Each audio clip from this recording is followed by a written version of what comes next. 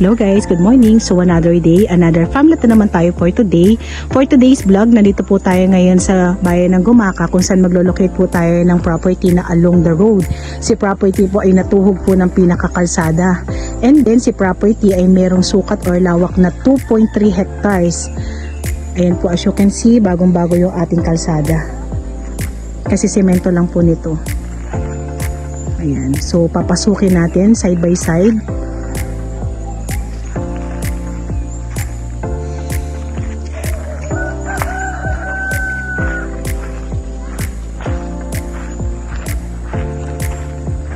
So dito tayo magsisimula sa aking pinaka left side. Pasok muna tayo dyan.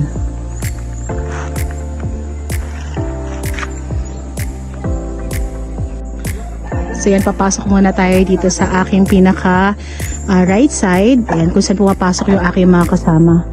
As you can see po, medyo maputik yung pinakadulo ng property kasi nandun pa lang yung pinaka ginagawang road. Pero tinamaan na po si property ng cemented road. Ano po? And then, dito po sa may pinakadulo, may ginagawang spillway. Ayan, so ongoing po yan and then may flooring na yan. So tatagos pa po yan hanggang dun. Marami pang mga barangay doon eh. So dito muna tayo papasok sa pinaka-end po nung pinaka-frontage natin, and then si property po ay merong frontage na halos nasa 150 kabilaan po yan. Ano po? So left and right meron tayong frontage. Mamaya tayo papasok dito. Dito muna tayo, and then kasama po yung pinaka-kubo na yan. So aalis naman sila once na magkaroon po ng bentahan. Kagandahan nito, tinamaan ng cemented road si property. So hindi na tayo mag-worry dun sa pinaka road natin.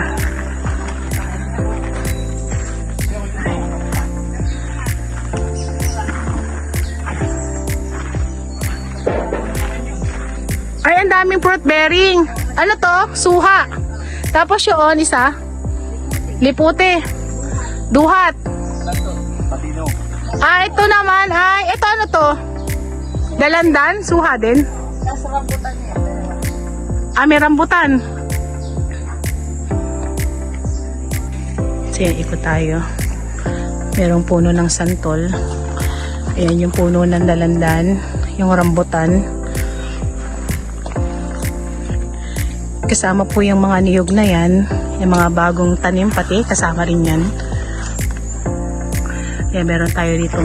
Suha pa rin. So ito yung pinaka right side ko po. And then dito sa part na to, medyo pa-slope tayo pero napaka-gradual naman. So kaya naman siyang ikutin.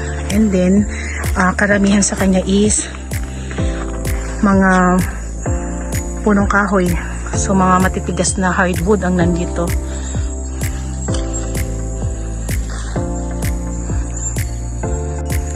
Yan, pasok pa rin tayo.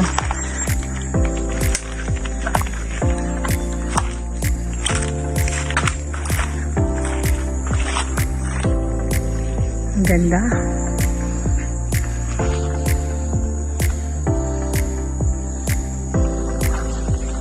So kompleto na po tayo ha. Meron po tayong source ng kuryente, and then meron tayong source ng tubig kung saan pinakita ko nga po sa inyo. Ito po ay may katabing ilog or sapa.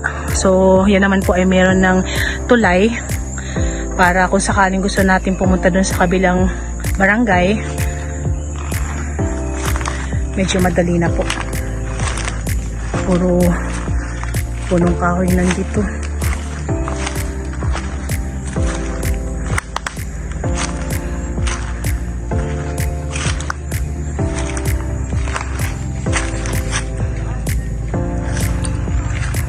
May mga puno tayo ng lipute. Meron tayong puno ng mahogany.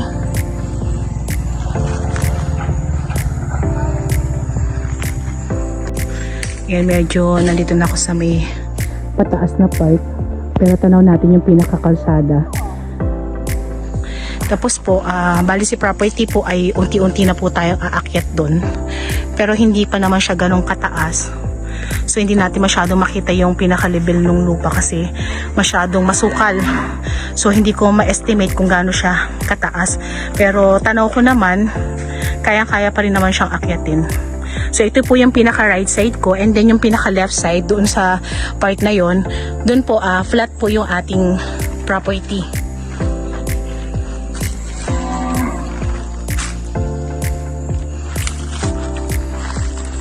Kagandahan po nito, nasa 2.5 kilometers lang tayo, makakalabas na tayo ng pinaka national road. And then cemented road po lahat yung 2.5 kilometers na yun. Yan, binapasurvey ko dun sa aking kasama kung saan ako pa pwedeng pumasok. Para alam na natin yung way na hindi masyadong masukal. Para kahit papano makita natin yung ibang part ng property. Ito ang lalaki ng mga hardwood natin dito. Yan pa pwedeng ulingin yan.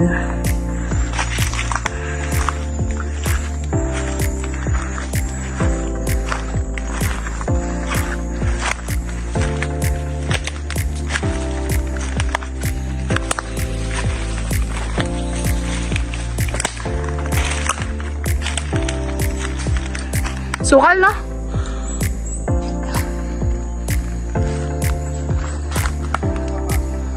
Oo. Kasi hindi naman siya damo eh. Puro punong kahoy kasi siya. Kaya kaya naman siyang pasukin. Ayan. So, bigyan ko kayo ng idea para kung sakaling bisitahin nyo si property, medyo may idea na po kayo kung ano po talaga yung pinaka-itsura ng tayo ng lupa na itong ating farmlot na binibisita for today. So, from the road, ayan, unti-unti tayong umaakyat dito hanggang dito kung saan ito na po yung pinaka-boundary, and then yung medyo pataas na yan ay hindi na po kasama kay property. So, hanggang dito lang tayo, and then estimated ko po from the road, tayo po ay elevated ng halos nasa 2 to 3 meters. Pero, mas magandang dumaan dito kung saan may bahay at unti-unti po tayong umaakyat dito sa may pinakagitna ni property na hindi natin nararamdaman na medyo mataas na yung part na napupuntahan natin. So napaka-gradual nung pagka-slope ng ating right side na property. So yun yung kagandahan. Kasi minsan mas maganda po yung may pagka-slope din yung ating property. Katulad nito, nag-iinulan dito sa may Quezon. So, hindi na iistakan ng tubig itong mga ganitong klase ng tayo ng lupa. So, mas maganda siya. Walang masyadong putik. Nade-drain agad yung pinaka tubig ulan niya.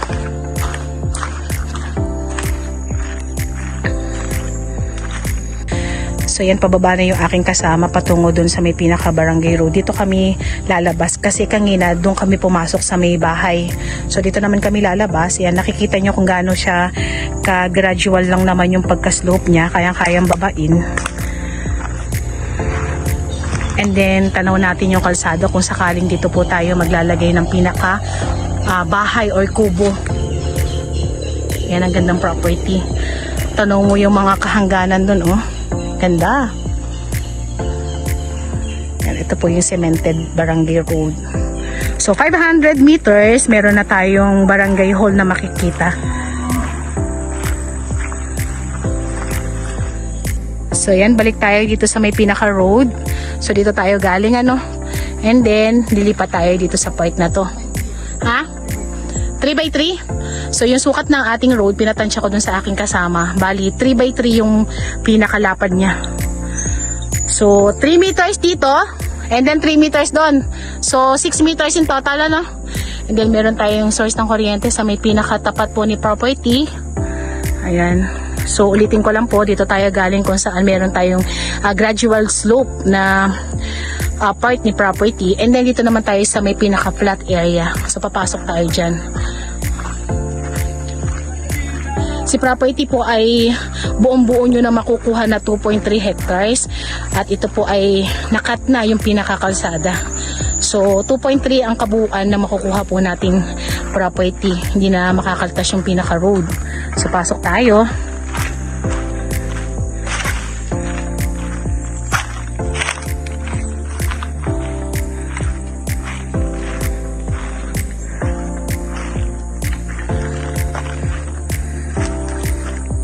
Yan, nasa flat area na po tayo kung sa may mga hardwood pa rin tayo, and then meron tayong mga puno ng niyog dito sa part na to. Yan. Medyo may kasukalan pero papasukan pa na natin. Yan. So flat na flat pa rin po si property. So from the road, halos ididiretso mo lang yung sasakyan mo dito kasi hindi naman siya elevated and hindi rin naman siya pa lalim. So pantayan po siya ni Barangay Road.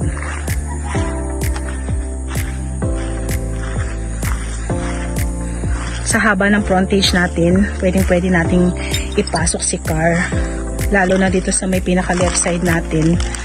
Napakagandang ipasok ng ating sasakyan dito. Masukal lang talaga pero may mga puno tayo ng bayabas. May puno tayo ng rambutan.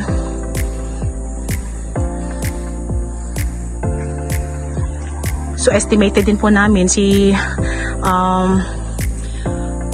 siniyog natin ay nasa halos 100 pieces na lang po. Ano po? So medyo madalang na. Ayan, ikot pa rin tayo. Sobrang sukal. Pero mas maputik dito sa part ng left side. Kasi dahil flat siya, so may istakan siya ng tubig pag nag-uulan. Pero ito naman po ay tubig ulan lang. So madali naman siyang magtutuyo.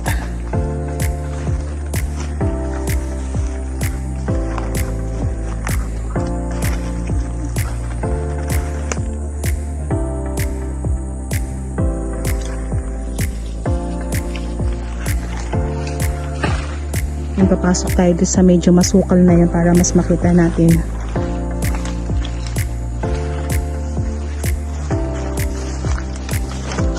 Ayan, so ikot pa rin tayo kay property. Bali pumunta ako dito sa may pinaka boundary niya kung saan ito nga po ay merong parang ilog sapa na tinatawag. So ito na po yun. Yan daw po ay hindi naiigahan. And ganyan na yung klase ng pagkatuyo niya, still may tubig pa rin. And then kung matatanaw po nyo yung bahay na yon, yun po ay buhat dito sa part na to. Yan na po yung pinaka boundary nila. Itong pong pinaka sapa ilog na tinatawag. So hindi tayo mamumblema dun sa source ng ating tubig. Yan. Kung gusto nating mag halaman, pwede. Maganda yung flow niya, lalo kung medyo malakas daw po yung ulan. Itong part na to may tubig to.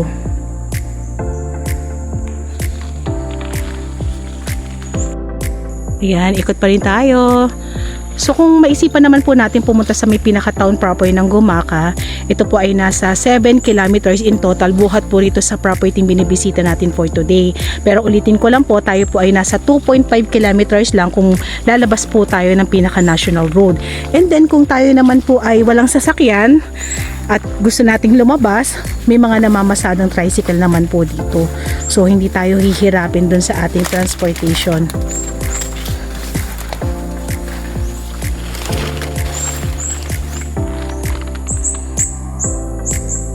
So yung pinaka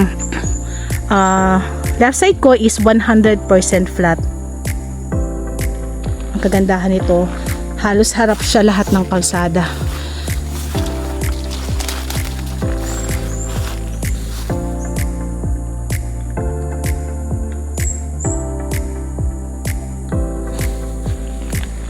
Konting linis lang to, ang ganda. So si property, magandang idea rito gawing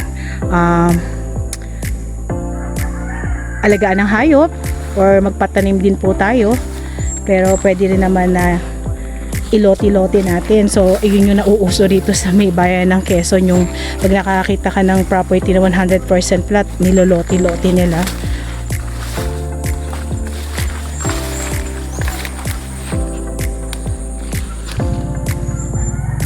So dagdag info lang po about dito kay property na binablog natin for today. So from the road, dun sa kinakatayo ng aking kasama, yun na po yung pinaka barangay road. And then kung susukatin po natin hanggang dun sa may pinaka boundary na ilog sapa, yung pinaka lapad po niya, yan yung lapad na paganyang sukat. So yan po ay estimated ko po nasa 70 meters. So yun yung lapad niya. And then yung pinaka frontage niya, ulitin ko lang, Yung pinakahaba niya sa kalsada is 150 meters.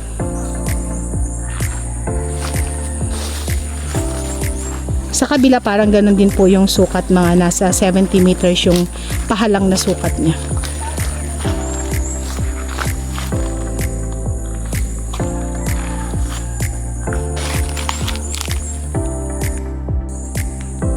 So dagdag info lang ulit about this property. Tayo po ay TCT title and then buhay si owner. And then itong property po na to ay nasukat na. So hindi na tayo magpapasukat. So parang nalibre na po yung sukat natin. And then buhay na buhay po yung mga muhon na inilagay dito. So hindi na natin kailangan magpasukat. And about naman po sa pricing, nasa description po namin or sa screen po namin yung pinaka-price ni property.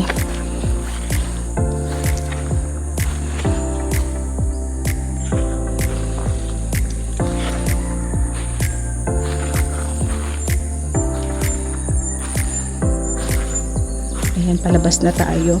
Sorry po, hindi ko masyadong maikot si property. Talagang ilang araw nang nag-uulan sa Quezon. So, hindi ako makahanap ng ibang way para mapasok yung pinaka ibang area niya. Pero kayang-kaya naman pasukin kasi yung pinakasukal niya is mga hardwood lang. So, wala namang matatanim na damo. Kaya magaan sanang ikutin. Pero halos parang lulubog ako sa putik.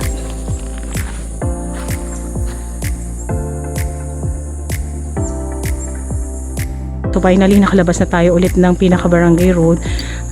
Ito po ulit yung aking pinaka left side and then ito yung pinaka right side. Ayan. So patamaan na lang natin ng camera yung pinaka frontage niya para at least hindi man natin napasok lahat. Kita naman natin dito sa may pinaka kalsada yung pinaka itsura niya.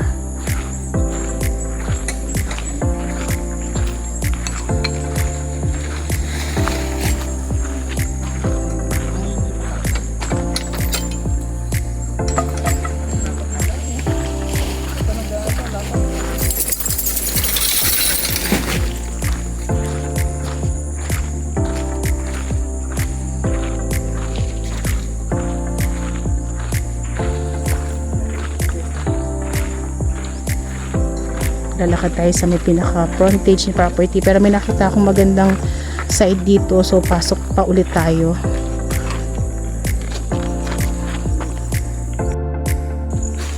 Ayan, pasok ulit tayo sa aking left side. Ayan, ito yung sinasabi ko sa inyo, medyo pa slope. Daming tanim na niyog.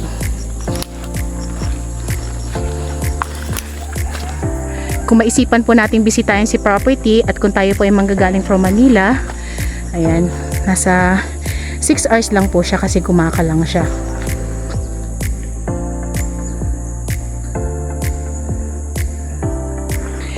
And about naman po sa sasagutin ng ating mga seller at buyer sa panahon ng bentahan, nasa description na po namin yan. So tingnan nyo na lang po doon kung ano po ang sagot ng ating seller at ang ating buyer.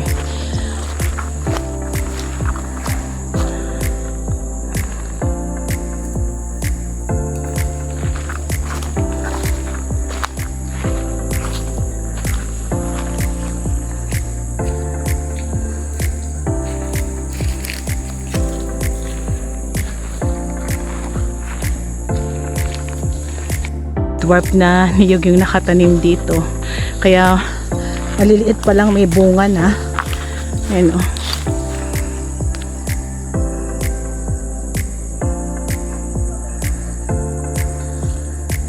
Isang magandang property na naman yung na-visit natin for today. Isang property na along Barangay Road, and then plus pa po natin, kagandahan nito, cemented road na po. So magandang investment to. Avail niya na po kayo kung sakaling magustuhan nyo. Meron kaming WhatsApp and Viber na nasa taas ng yung screen.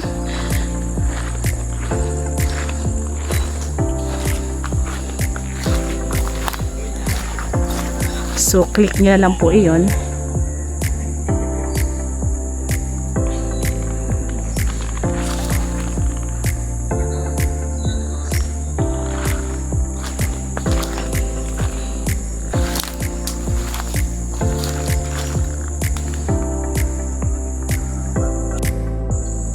Ayan, so lalabas na ako ng pinaka barangay road.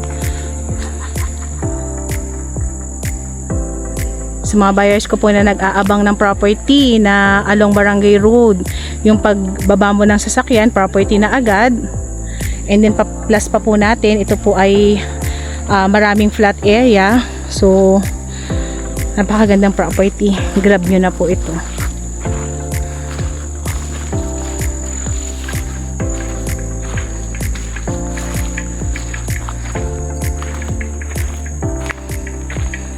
May kabayo.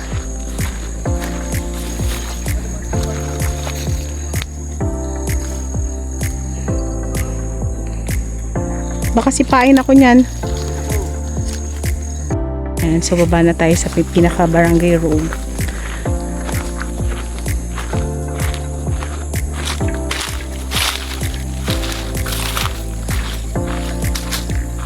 Ang ganda, bagong-bago yung ating cemented road.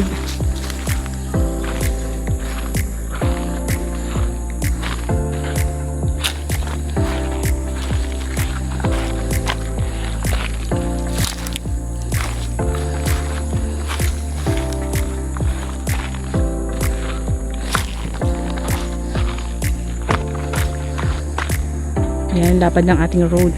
So, by the way, it's me again, Olive, dito po sa Greenfield Realty. And abang-abang po lagi kayo sa aming mga properties na iba-vlog. Sa mga nagmumurahang properties na aming i-upload. Ayan.